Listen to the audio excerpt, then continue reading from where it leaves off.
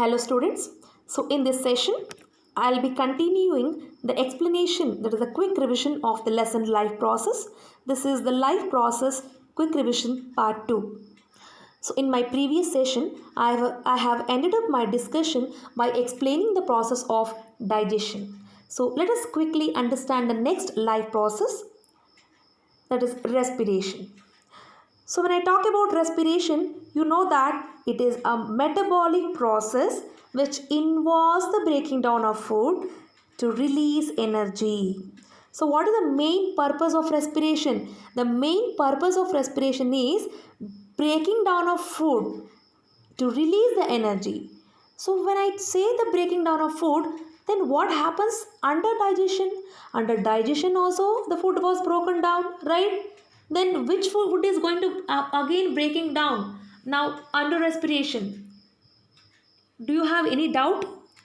So let me clear out that. So what happens here is, whatever the food which is being digested under the process of digestion, that is absorbed, it has been assimilated in the small intestine into the blood vessels, right? I mean, the completely digested food get absorbed into the blood, it get assimilated into the blood, right? So that food is transported to different cells of the body. Why do the cells need the food? Because to release energy, right? So this happens under the process of respiration in the presence of oxygen. When we take the oxygen inside, what happens during respiration? It makes the food to further broken down. As a result, what happens? The energy is released.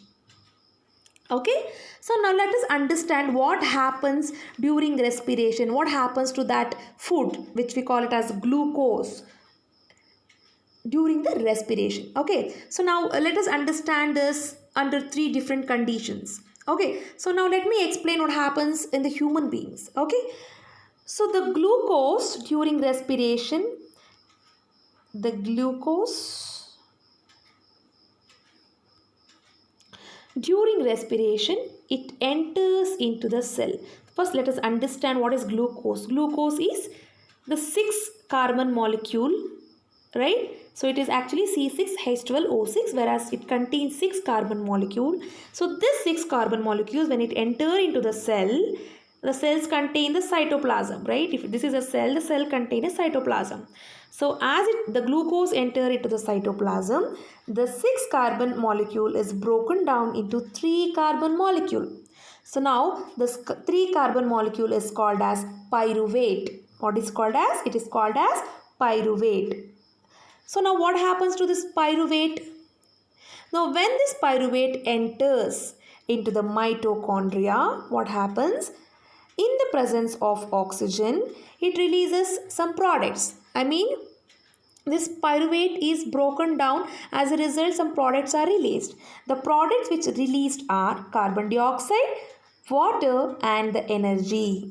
I'll repeat what happens to the glucose. During the cellular respiration, that is when oxygen enter into the body, it reaches the cells, right? So during that time, what happens? The cellular respiration takes place. So when cellular respiration is taking place, the glucose, the 6 carbon molecule is broken down into 3 carbon molecule. So now when this pyruvate enter into the mitochondria, in the presence of oxygen, it releases carbon dioxide, water and energy. So in your examination, they may ask you like this: what are the products which are being released during the aerobic respiration? You should know what is aerobic respiration. Okay, I hope you all know what is aerobic, right? So it is the respiration which takes place in the presence of oxygen, right? So it takes place in the mitochondria. As a result, the products obtained are carbon dioxide, water and energy. You know what happens to this carbon dioxide, right? So how the oxygen enters from the nostril to the alveoli. Similarly, when cellular respiration takes place, the carbon dioxide is released, right? So this carbon dioxide again enter into the blood, and through the blood it reaches to the alveoli. From alveoli it is being again moved back to the windpipe, and it is being thrown out through the nostrils, right? So now you have understood what happens to the pyruvate in the presence of oxygen, that is under aerobic respiration. Okay, now let us understand what happens in the case of yeast. Okay, you should know what is the yeast, right? Yeast is actually a fungi. Okay, so the respiration takes place in the absence of oxygen in the yeast, and this we call it as the fermentation. What do we call it as? We call it as the fermentation. Okay, so what is fermentation? If the respiration is taking place in the absence of oxygen, that too it is in the yeast, then we call such condition as the fermentation. Okay, so what happens here is, in yeast the pyruvate get broken down. I mean the glucose as it enters into the cytoplasm, it has been broken down into three molecule which we call it as pyruvate. This pyruvate, in the absence of oxygen, it releases some product.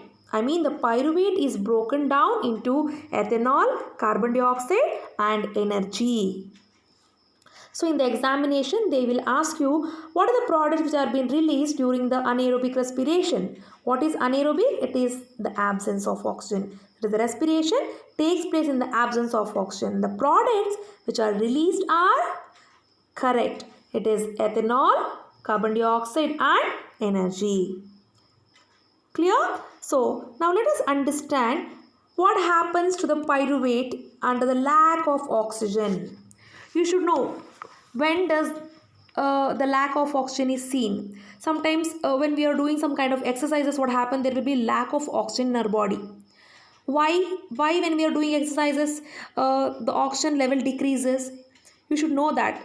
You know that when we inhale, the oxygen enters to the body and thereby it reaches to the cells, right? So the oxygen takes some times to reach to different cells of the body. So when we are doing some exercises, what happen, the oxygen which has to be reached the cell takes some time.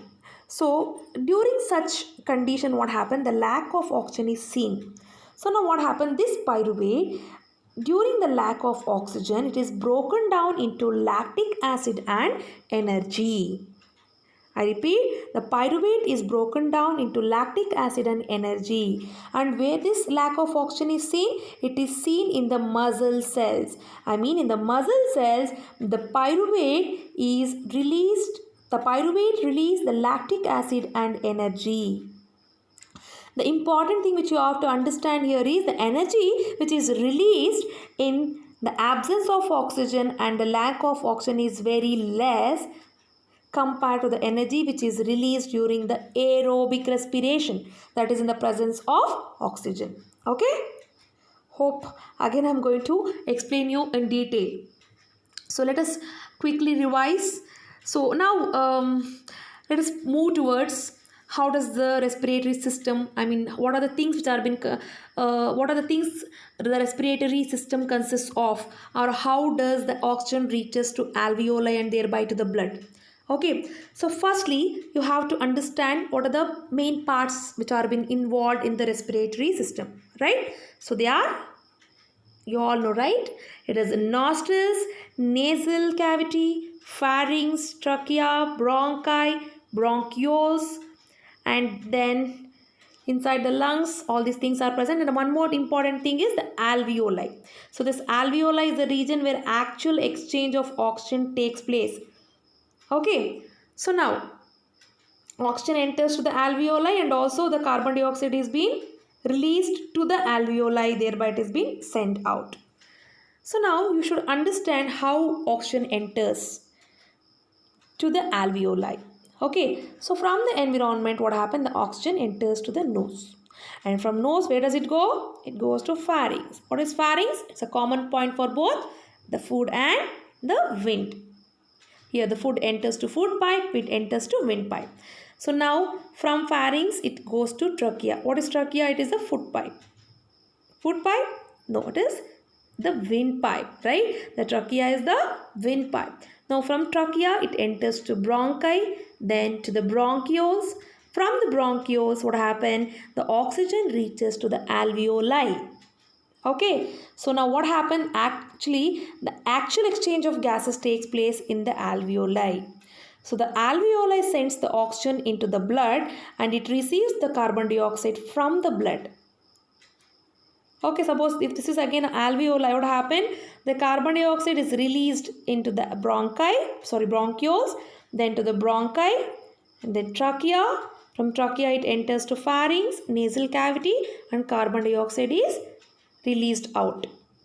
So this is how the the entry of oxygen and the exhalation of carbon dioxide takes place. Okay, so moving to next, you should know the one more important thing here is, children, that is when the oxygen is being entered to our body, it enters the help of diffusion. I repeat, oxygen enters to our blood with the help of diffusion. Now the question is, suppose the size of the organism is large, what happened? Diffusion alone cannot take the oxygen to the entire body. So in spite, what happen is there is presence of the respiratory pigment called as hemoglobin. So this hemoglobin is the red pigment which is present in the blood cells, that is RBCs. Okay, this hemoglobin is having the high affinity or the attraction towards the oxygen. It carries the oxygen from the alveoli to different parts of the body. Not only through diffusion, the oxygen also being carried through hemoglobin to the different parts of the body. Okay, actually this hemoglobin is called as a respiratory pigment. Okay, what does it do? This pigment which is present in the blood, it takes the oxygen from the air, that is air in the sense it is from the lungs. Okay, so and it carries to the various tissues which are present in the body. And finally, what happens? Once the oxygen reaches to the cells, oxidation takes place. Hope you all have understood. A quick review which I am going to explain. Okay, now let us move towards the next life process, that is the transportation. When I start discussing about transportation, you know that while I was discussing about respiration, I said you that oxygen is being transferred from alveoli to the blood capillaries, right? So this oxygen is reached to the every cells through a medium. So what is that medium called then? That medium is the blood. So the blood is the fluid connective tissue. This blood transports the food, oxygen as well as carbon dioxide and some amount of nitrogenous waste. And the blood also contains the plasma and blood cells. I have explained you about the blood cells in detail in previous slide. If you want, you can log into my YouTube channel and you can see the circulatory medium to understand better about the blood cells. That is, I have mentioned the circulatory medium. Okay, so the red blood cells which are present in our body, what happened? It carries the oxygen. This you have understood, right? So now what happened? The oxygen reaches to different cells of the body through RBCs. As I have told you that there is a medium called blood which is being present overall your body, and this medium is transporting the materials, various materials between the different organs present in our body, right? So this transportation, this overall transportation, we call it as circulation. The things are being transported, it has been circulated. Okay, when I talk about circulation, the important thing which we have to discuss is about the heart. You all know about heart, right? So actually the heart have different chambers in different organisms. So let us now understand about the human heart, that is the heart which is having the 4 chambers. So firstly we have to say about heart, it is a pumping organ. Actually heart is a muscular pumping organ. The heart contains the 4 chambers. The human heart contains the 4 chambers. What are the 4 chambers? They are the 2 atrium and 2 ventricles. I also told you in my previous session, atrium is also called as dash. What is it called as? It is called as auricle. auricle and atrium, they both are same. Okay, so heart contain 4 chambers, that is 2 atrium or auricles and 2 ventricles. Then where are these auricles and ventricles? Actually, the auricles are the upper chamber. They are the blood receiving chambers. Okay, ventricles are the lower chambers, and they are the the blood pumping chambers. I mean, the auricles receives the blood and the ventricles pumps the blood out of the heart. Okay. So these 4 chambers are further classified into the left atrium, right atrium, left ventricle and right ventricle. Okay.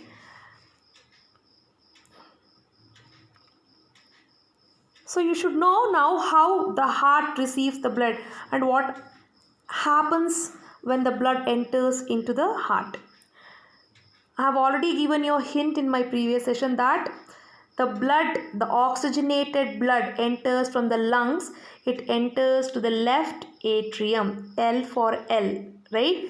From lungs it enters to the left atrium. Which blood is entered? The oxygenated blood is entered, right? So now from the lungs what happened? The oxygenated blood enters to the left atrium, and the deoxygenated blood from the different parts of the body enters to the right atrium. So when the atriums are receiving the blood, they are in the relaxation mode. Okay, and the relaxation mode of the heart is called as systole. What do we call it as? Systole. Okay, now what happens when the sufficient blood is filled in this region? The atrium or the auricles, they contract. So as a result of their contraction, what happened? There is presence of 2 valves here, that is tricuspid valve and bicuspid valve. Okay, right atrium, it sends the deoxygenated blood through tricuspid valve. It enters to right ventricle, and left atrium sends the oxygenated blood through bicuspid valve and it enters to left ventricle. I repeat, so the oxygenated blood from the lungs enters to the left atrium, thereby it enters to bicuspid valve and it enters to it enters to the left ventricle, and deoxygenated blood from the right atrium, it enters to right ventricle through tricuspid valve. Now what happens to the blood which enters to the ventricles? As I told you that as the auricles or the atriums are receiving the blood, they are in the relaxation mode. Now when they contract, what happens? These valves will open. As a result, the blood enters to ventricle. Now the atrium will be in the contraction state and the ventricles are in relaxation state. Okay, now what does the ventricle do now? Ventricle receives the sufficient amount of blood, and from the ventricle what happened? The blood moves to, it enters out of the heart. How does it enters out of the heart? From the left atrium, the oxygenated blood, it reaches to aorta, and from aorta it reaches to the different parts of the body. And the deoxygenated blood which entered to the right atrium which was passed to the right ventricle, it enters to the pulmonary artery, and from pulmonary artery it reaches to the lungs. Okay, so what happens here? The blood which enters to lungs, it sends the carbon dioxide out, and thereby it makes the remaining blood to get oxygenated. And how do this blood enters?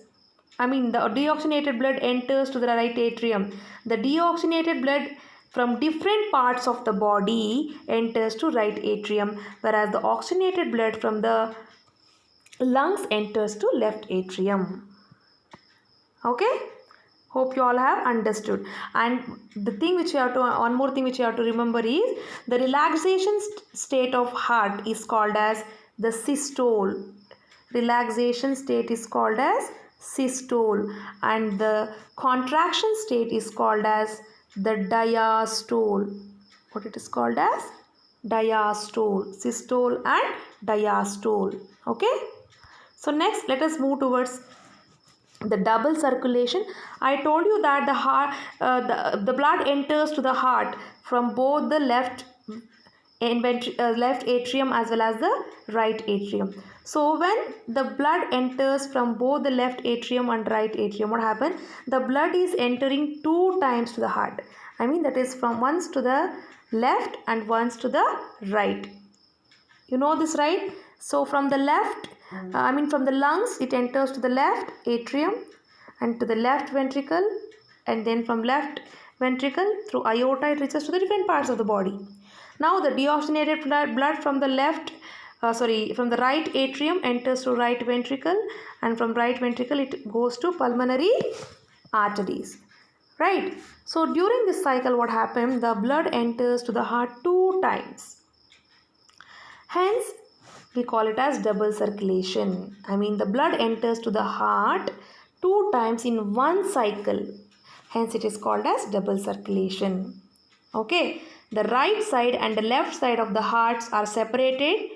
Why? Why? Because to prevent mixing of oxygenated and deoxygenated blood. Why we have to prevent the mixing of oxygenated and deoxygenated blood? What is the use of it? It helps us to keep the body temperature in a constant level. Okay, because we are the warm blooded animals. Our body needs some, what is that, high amount of energy. So thereby what happened? It prevents the mixing of oxygenated and deoxygenated blood inside the heart. Thereby it increases the efficiency of an organism, as well as what happens is, as the blood is not mixed, what happens? It is easy for the organisms to maintain their body temperature. Okay, so one more thing which you have to understand here is the force of the blood. I mean, as the blood is exerting against the wall, when it is reaching to different parts of the body, what happened? The exertion of the blood, I mean the force of the blood that exert comes out of the wall, we call it as the blood pressure. Okay, so in the human beings, the normal blood pressure is 120 by 80 millimeter of mercury. It is millimeter of mercury. So let us understand now what is the difference between arteries, capillaries and veins. What is arteries? They are the blood vessels which carries the, arteries are the blood vessels which carries the blood from the heart to different parts of the body. And what is veins? Veins are the blood vessels which carries the blood, that is the oxygenated blood, from different parts of the body to heart. Now, what are the arteries do? Arteries carry oxygenated blood, veins carry the deoxygenated blood, right? So, as the arteries are sending the blood to different parts of the body, the pressure is high. Hence, the arteries have thick walls, whereas the veins are carrying the blood from different parts of the body to heart, their pressure is low. So the veins have thin walls. Okay, so then what is this capillaries? The capillaries are the smallest vessels. It is present between the arteries and veins. Okay, so what is the function of it? They help in the exchange of materials between the blood and surrounding cells. They are very small. Whatever it is been carried from the arteries, it has been further entered to capillaries, where the capillaries take the things to the cells, because the cells are very tiny, they are very small. So as the capillaries are small, it is easy for the cells to receive the things from the capillaries. Okay, and the capillaries, they do not have any kind of valves. We also spoke about the platelets, right? What are platelets? So these platelets are actually the blood cells. They help in blood clotting, means wherever the leakage of blood is seen in the body, what happened? The platelets help to clot the blood. Okay, so next, there one more thing is lymph. So lymph is actually a colorless fluid. It is also called as interstitial fluid. Okay, so this interstitial fluid, they leak out from the pores of the capillaries, and it enters to the which region? It enters to the veins, lymphatic capillaries. Okay, it enters to the lymphatic capillaries, thereby it reaches to the blood. So now let us understand the transportation in plants. So when I was explaining about transportation in plants, I told there is presence of vascular bundles, right? What are vascular bundles? They are the xylem and the phloem, right? So what does the xylem help for? They help for, correct, it is for conduction of water and minerals. Then what does the phloem help for? Phloem help in the conduction of food, right? So now the plants have the xylem. So the xylem, they help in the transportation of water. The xylem transport the water from the roots to different parts of the plant. Okay, and this xylem tissue also consists of the vessels and tracheids. So I told you there are 4 components in xylem, whereas the vessels and tracheids, they play a very important role in the transportation of the water and the minerals. Okay, so when the water is transported, it is being reached to different parts of the plant. As a result of this, the loss of water is also seen in the plant. Okay, so the loss of water in the plant, it is called as transpiration. So how does the transpiration takes place?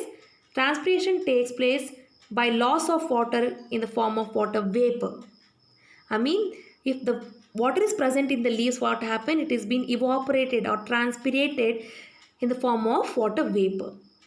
Okay, so this transpiration in the plants, it creates a suction force or the suction pull. As a result, what happened? The water from the roots, it is being exerted out to different parts of the plant. Okay, similarly, the transport of the food also takes place in the plants. So here what happen is the food get transported through phloem. Okay, the food from the leaves, it is transported to different parts of the plant. So this we call it as translocation. Translocation means distribution of food. I mean, it's transportation of food from the leaves to different parts of the plant. Okay, so if you look at this picture, you will understand how the transportation of water and food is being done. See, from the roots, you can see that how the water is being entered to the leaves and to the different parts of the plant. And you can also see the prepared glucose here. The glucose which is made with the help of photosynthesis also carried from the leaf to different parts of the plant. So this is translocation. The movement of water is transpiration. Very important, transpiration and translocation. Okay. So the last life process which we are going to understand in this lesson is the excretion.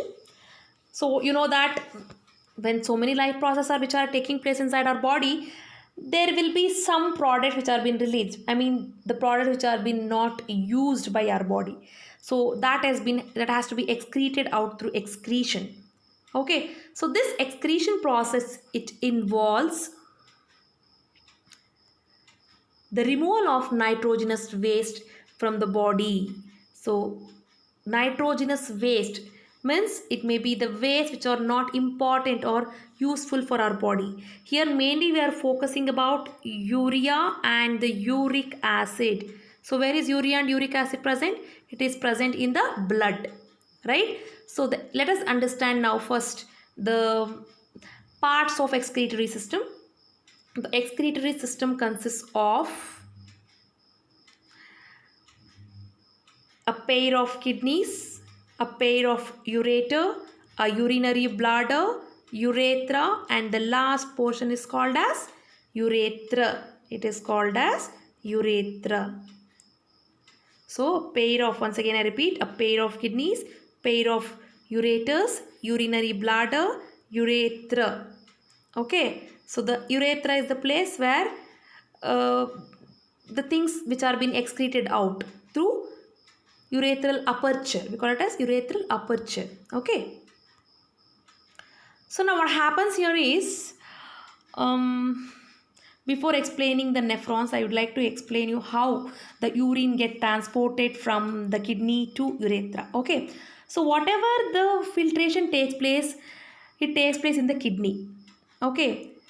It takes place in the kidney. So now what happens? From the kidney, the urine enters to ureter and it is stored in the urinary bladder. So it is stored in the urinary bladder till the pressure is created. What does mean by pressure here? I mean the amount of urine has to increase in the bladder. As a result, the pressure is created. Okay. So when this pressure is created, what happened? It is being released out. I mean the urine is being released out through urethra. Okay. This is how the urine passed from kidney to urethra. So now you should understand the basic filtration unit of kidney. Now the basic filtration unit of the kidney is the nephron. The kidney is completely comprises of nephron. Actually, they are the structural and functional unit of kidneys. So the nephron consists of the Bowman's capsule. Please remember the diagram. It consists of renal tube. We call it as renal tubule or convoluted tubule. Okay, so this Bowman's capsule, renal tubule along with glomerulus, these all help in the formation of urine. Okay, so as a result of the formation of urine, what happens? Some substances such as glucose, amino acids are selectively reabsorbed. Where it is reabsorbed, just remember this diagram, Bowman's capsule, what happened? It is having an extension of the tubular coil, right? So this amino acids and the water, the excess amount of water or the glucose, whatever is extra thing which are been present, which has been the useful things which are been present in the blood are selectively reabsorbed in the tube like structure. Okay, so here what happen is, as a result of the absorption of the good amount, the good thing, what happened, the bad things will be sent out through the collecting duct.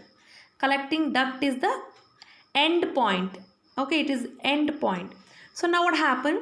So when the urine it is been passed into the collecting duct, it enters to the urinary bladder.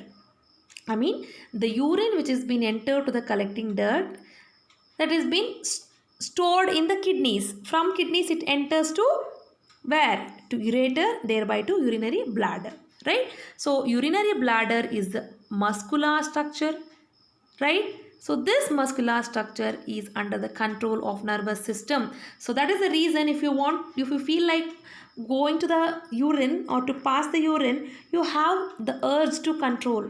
You can control your urination for some time, right? Because it is under the control of our nervous system. Okay. So this is all about a small or a brief introduction about the excretion. So lastly, we have studied about the excretion in plants. The plants also excrete. They excrete their waste through the transpiration. What is transpiration? The loss of water, right? So it excrete the water. It excrete the gums, resins, which are the sticky like substances which are being stored in their barks. Okay. So it also make the leaves to fall down. It is also considered as one of the excretory product, right? So these are all some of the ways how the plants get excreted. Okay, so hope you have understood a brief quick revision of this life process lesson. I hope you all have understood the lesson in detail. So if you feel it is useful, please like, share and subscribe to my channel. Thank you.